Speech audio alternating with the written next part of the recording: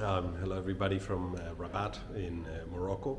I've been here for a couple of days, meeting with colleagues in the academic world, in the government space, and engaging with actors here in the Moroccan higher education and knowledge spaces, discussing the state of the world, discussing the future of higher education, and also how to engage in a much more productive way across the strait, Europe and Africa. And it's been a fascinating set of exchanges.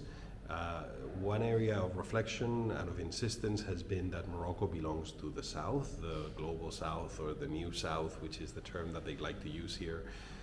It sees a growing need for countries like Morocco to contribute to the global discussions on governance and to take on further responsibility and burden in the management of global affairs, which I think is a very positive piece of news, because one of the biggest questions of our time will be how much will these new actors take on? What type of international order do they want to see in the trade and investment space, in climate, in peace and security, and in many, many other topics?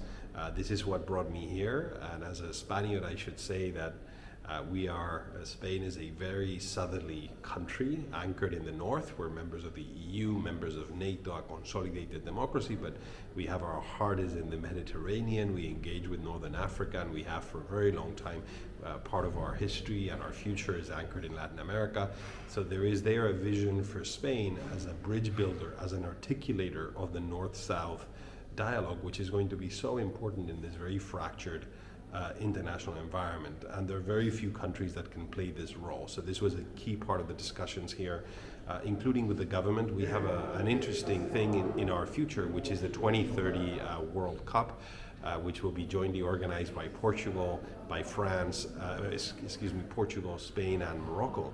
It's the first intercontinental World Cup that brings together three countries. So this gives us a political horizon to 2030 to think of ways in which we can build more collaboration across other spaces beyond sports and beyond football, including in the academic space, and bringing together institutions to think about north-south collaboration and cooperation. So fascinating visit. The country has been growing economically very markedly, so it has developed immensely over the past 20 years, as many other countries in the south. So these are now emerging actors, and we need to engage with them in a much more structured way. So thank you everybody for listening, and bye-bye from Rabat.